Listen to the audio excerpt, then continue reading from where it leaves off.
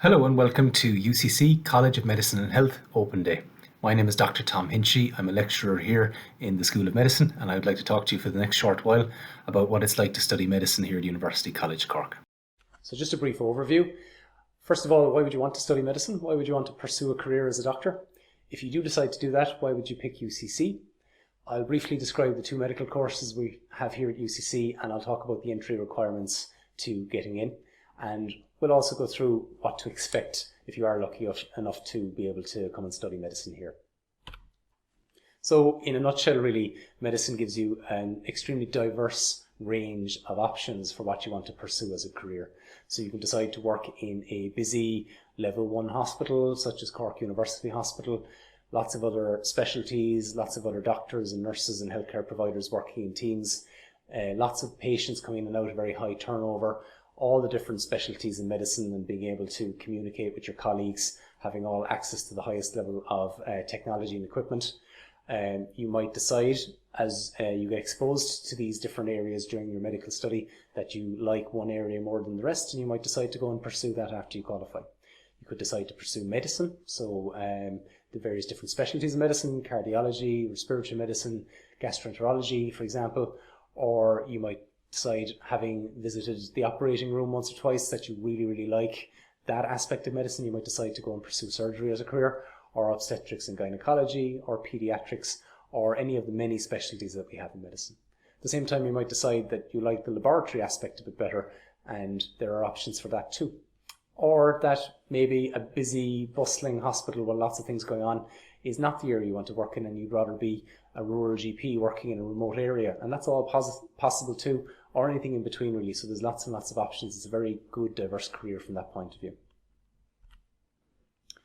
Why would you want to study in UCC specifically?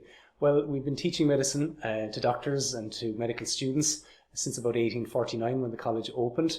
So we've been doing it for a very long time and we're very good at it. This is a picture of the Windle building where anatomy was taught from shortly after UCC opened in about 1850 until 2011 when anatomy teaching primarily moved over to the Flame Laboratory.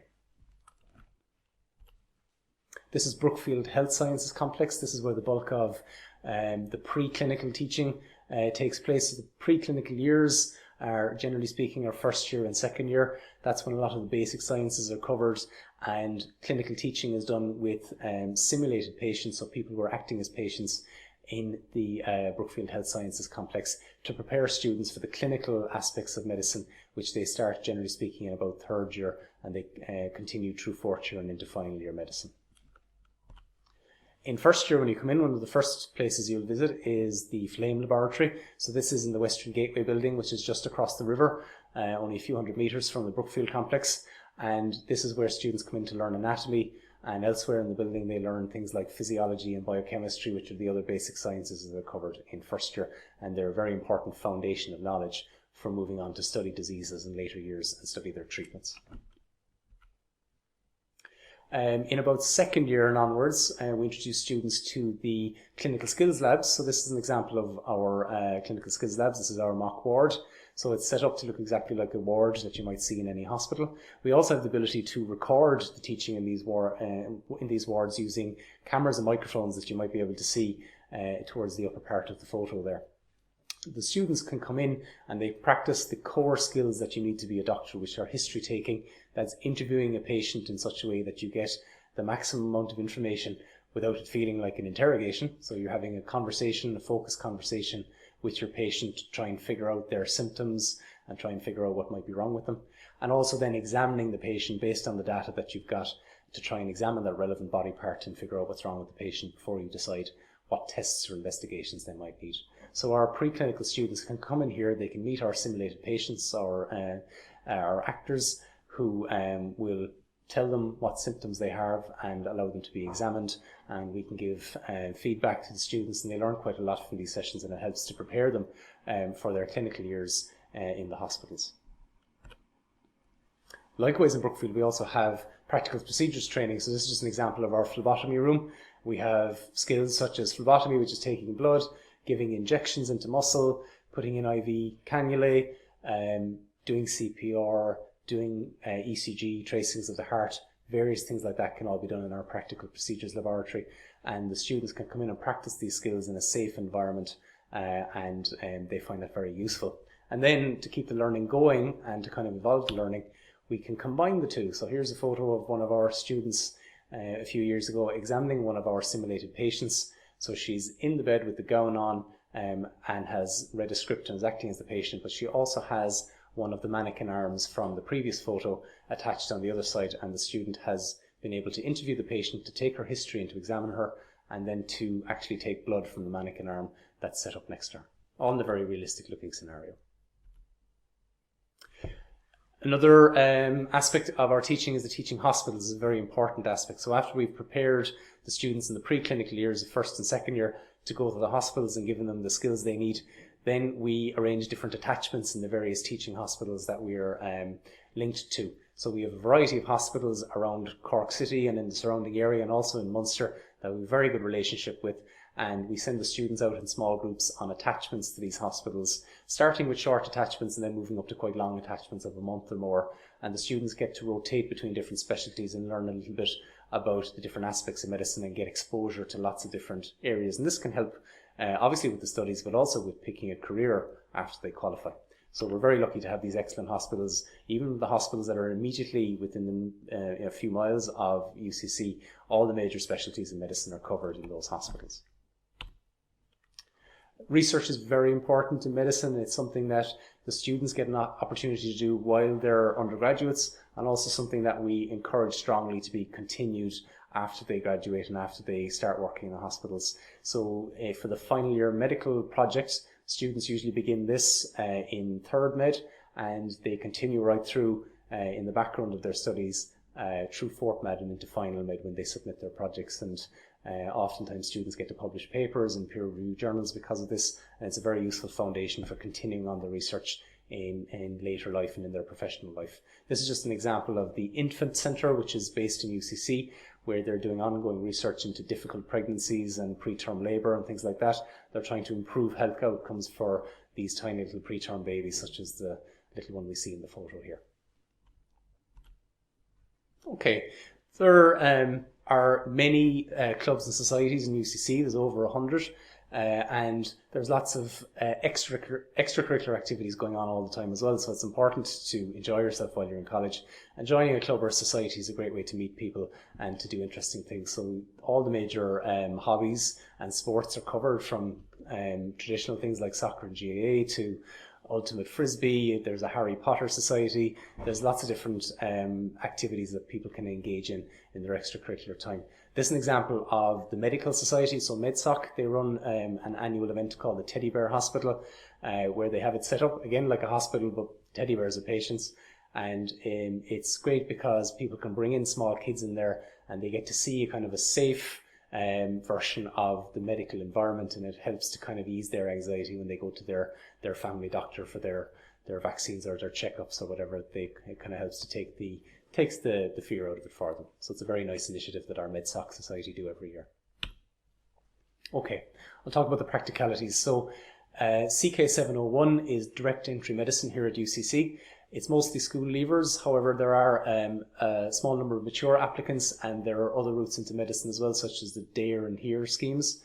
CK791 is a 4-year course that's called Graduate Entry Medicine, or GEM, and the two courses merge in the later 2.5 years. So that means if you're in by about Christmas of 3rd Med on CK701, and by about Christmas of 2nd Med, 2nd GEM in CK791, the two courses kind of align, they join up, and many of the students go on attachments to the hospitals together in combined groups after that. The degree regardless is actually 3 degrees. It's MB, Bachelor of Medicine, BCH, Bachelor of Surgery, and BAO, which is Bachelor of Obstetrics. And they're the classic degrees that are awarded after you finish either of the courses here in medicine. The curriculum is what we call vertically and horizontally integrated. That means that when, for example, students are studying anatomy and physiology of the brain, they're also studying in their other parallel modules about diseases that affect the brain. So they'll learn about how the brain is structured, how the normal processes work, which is the physiology, and then how the pathological processes work, so the diseases as well. And it helps them to put all that knowledge together in a logical, sensible way. In the earlier years, as I've said already, it's preclinical. Foundational sciences include anatomy, physiology, biochemistry, pathology, and pharmacology, which is the study of drugs and medications. Clinical science and practice is what I'm heavily involved in myself. That's the practice of actually dealing with real patients or with simulated patients, how to take a history, how to examine someone, how to interact with people, and communication is the most important aspect of all of that. We deal with personal, culture and society, behavioural science, psychology, all these things are covered. And there are also special study modules or electives, which I'll talk about in an upcoming slide. In later years, the main subjects, especially towards the final year, is medicine, surgery, paediatrics, obstetrics and gynecology, psychiatry, and then there are various subspecialties within those. There's a focus on making a diagnosis, but also a holistic approach to the patient care. So treating the patients as a whole person, not just treating one specific problem that they're coming in with, but treating them in general, opportunistic health promotion, helping the patients to be as healthy as possible and not just treating one specific problem that they come in with. Running throughout, as I said, communication is very, very important. Our history taking, our clinical examination, and always research as well, to make sure that we're continuing to improve and evolve our teaching. Okay, the electives or the special study modules are very varied. You can do a language, you can do even maritime medicine, business skills, writing skills. There's exercise and physical activity elective modules, history of medicine, or library projects. So there's lots of options, and that's only a small fraction of actually what we have here in UCC. The first couple of years, primarily you're based in Brookfield Health Sciences Complex or the Flame Laboratory down in the Western Gateway building. The later years, you spend more and more time in the hospitals. By final year, the bulk of the time is spent in the hospitals, but also general practices who have been very good to us to take our students. We have a very good relationship with GPs all around Munster, and our students can attend in small groups and observe and help with GPs as they see patients in their day-to-day jobs. There's also opportunities for placements abroad. So Lille and Nantes are two places that we run. You can also, the students can arrange summer electives in any hospital of their choice usually. And there are initiatives such as the Surgeon Noonan Society that send medical students to Africa every year. They raise money for charity, and they go and work in hospitals over there for a month or two over their summers between fourth year and final med. And it's been going on for years, and it's a very successful initiative run by the Surgeon Noonan Society. Okay, so what specific course requirements, Leaving Cert points, etc. do you need?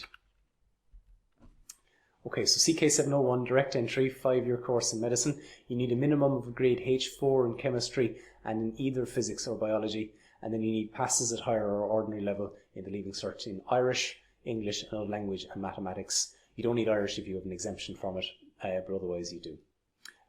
That's for Irish students. Other EU students watching this presentation, I advise you to check individually in case there's any additional requirements or different requirements.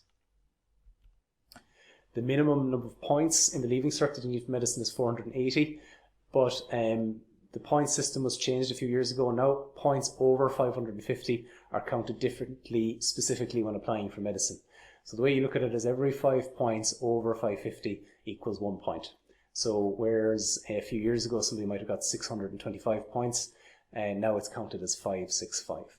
You get an additional 25 points for a H6 and above in honours maths, so that's how you go up to 625. But for medicine, as I said, it's counted as 565 if you were to get that many. The max Leaving Cert score for entry to medicine is now 565. In addition to the Leaving Cert, students must complete the Health Professions Admissions Test, or HPAT. This is a 2.5-hour paper. It's run by a private company. They're an Australian company. Students are given their score out of 300 and also a percentile. The majority of candidates who get offered a place in medicine achieve a HPAT score in excess of 170 out of 300, and this equates to the 80th centile or higher. The HPAT exam is usually held in late February every year, but registration often closes in late January, so it's worth going onto their website, and the address is there at the bottom of the slide, and checking when the relevant dates are, because you don't want to miss your deadline for applying for it if you intend to do so. It's worth knowing that the HPAT exam must be taken in the same year as entry to medical studies. So for example, if you did the HPAT last year and you did well, but unfortunately you didn't do so well in the Leaving Cert and you intend to repeat it this year to get enough points, you would have to also repeat the HPAT exam. So it's worth knowing that. There are 3 parts to this exam. logical reasoning and problem solving, interpersonal understanding, and non-verbal reasoning. There are practice materials and various other details about the exam available on their website, which is linked there in the slide. Okay, so provided you have the course requirements and you're doing the appropriate subjects, you add together your Leaving Cert points and your HPAT scores, and the highest combined scores get entry into medicine. It is a competitive process, so the more people who want to do it, the more competition there will be, and higher scores then would get in, whereas lower scores may not. So these were the points requirements in 2020. Just to go through what they mean, so we can talk about the Leaving Cert first. So you see on the second box there, the minimum Leaving Cert points of those admitted to first year was 543. So somebody got into first year medicine with a score of 543, but they obviously had a good enough HPAT result. So the minimum combined score, the HPAT plus Leaving Cert, was 731, and that was enough to get them into medicine in 2020. The minimum HPAT score of anyone who did the HPAT and got into first year was 166, and the highest was 227. So the 227 score is very good. It's up around the 90th centile or higher. And the highest combined score of those who got into first year was 792. So you need to be aiming high on these things. It is important to know that if you don't do so well, unfortunately, in the HPAT score, even if you have max Leaving Cert points of 565, if it's very competitive, you may not get in. So in that regard, I would say have a plan B.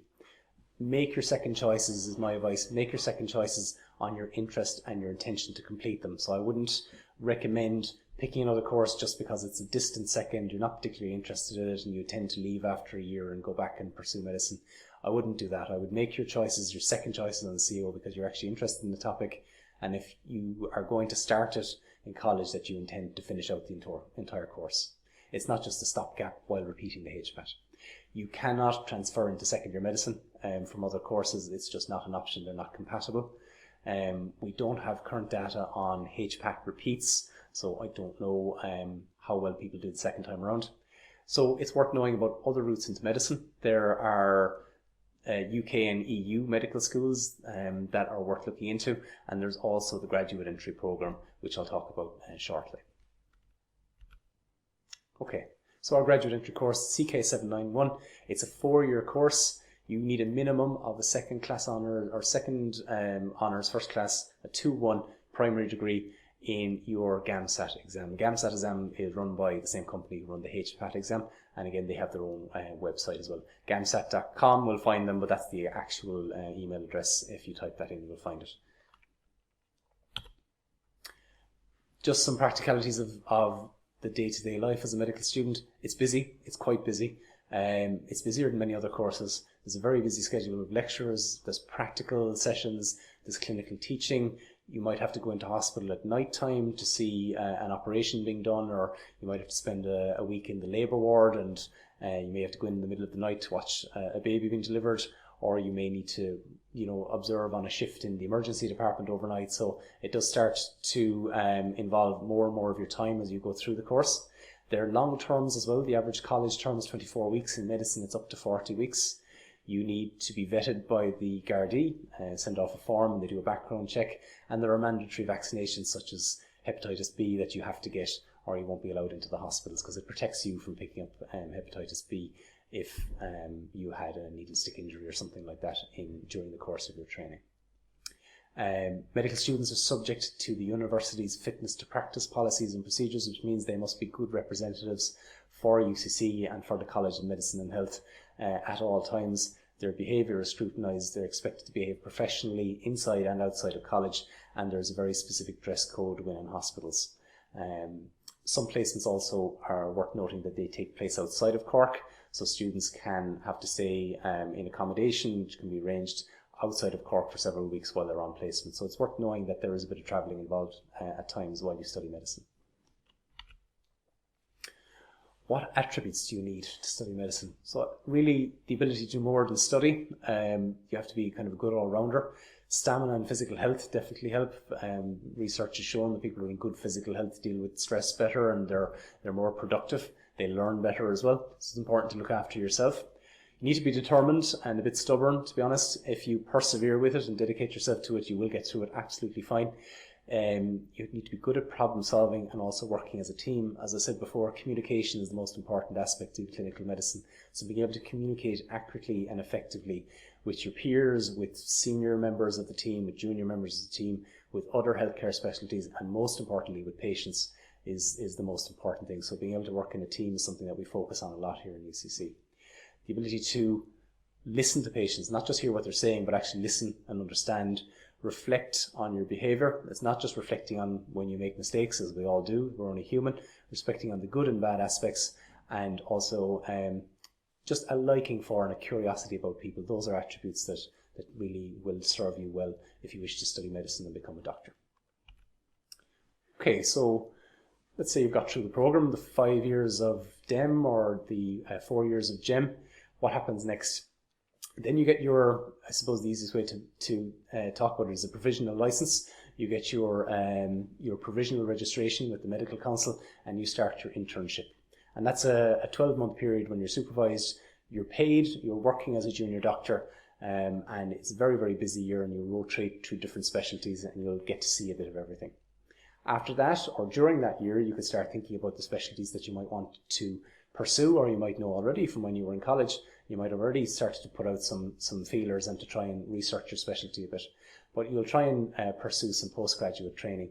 Look at the specialty that you're interested in and try and pursue that. There's postgraduate training available in all specialties, and usually it takes an additional 5 years, 4 years minimum, and usually more than that to proceed through your postgraduate training and to become either a GP, a general practitioner, or a consultant in that area. While you're in your postgraduate training, you may need to move frequently. You might be 6 months in one hospital in one part of the country, 6 months in another hospital in a different part of the country. So it can be a little bit difficult on family life if you have to move every few months. There are also exams that you have to take in order to be fully qualified in your specialty. So it's worth knowing about those, and the fact that if you come into college at 18 or 19, you might be 35 before you're fully trained in your chosen specialty. So it's a long road, and it's worth knowing that at the start before you get into it. So what can you do to help you decide if this is the career for you? So you have to do a bit of research really, and really find out about medicine as much as you can. Students are drawn to medicine for lots of reasons, most of them in media. It's often portrayed as an exciting, dramatic and impactful, and in fact in reality it often is. It's a caring and a helping profession. There's a lot of science and discovery in it. There's groundbreaking research being done all the time, including in UCC. It's associated with high levels of responsibility and high achievers, and obviously there's a financial reward eventually once you make it to the senior ranks of your chosen specialty. It's very broad. In general, most people who choose it stick with it, and there's a very low dropout level. What I would recommend you do if you want to pursue this is speak to as many doctors as you can. So find their own viewpoints on it, get them to talk to you about their experiences, and learn as much as you can about what to expect when you're a medical student, but also down the road when you become a doctor as well. Try reading books about medicine. There's lots of books available online about medicine. These are just a few options that are up there. Consume the media, watch TV, watch documentaries about medicine, read the newspapers, to try and understand what's happening in the profession at the moment, and then watch documentaries or watch TED Talks about the experiences of doctors who've been through that journey, and you may learn something from that as well. So do your research as much as you can, really know as much as you can about it before you go and put it in as your first choice in the CAO. It's a demanding job, academically and emotionally. You may see some sad things in medicine that take their emotional toll, but it's important to remember that you're working as part of a team and you have support there, and that you are really making a difference to people's lives. You're helping them. The ability to communicate and work with others is paramount. It really is a privilege to be able to contribute to people's lives, for them to tell you their personal information about their symptoms and things that are worrying them, and to trust you with their lives in extreme circumstances. And there is a personal satisfaction to be gained from being able to do good. It really is worth it, but only if you really like it. So with that said, I'll leave it there. I'll say good luck to everyone. Good luck in your exams. Thanks for listening. On the open days, we have a virtual booth set up where some of the staff, and more importantly the students, are available to talk to you and to answer any of your questions. So I'd urge you to visit our virtual booth and to get as much information as you can, and we're happy to answer any questions you might have. So thank you very much for listening, and good luck everyone.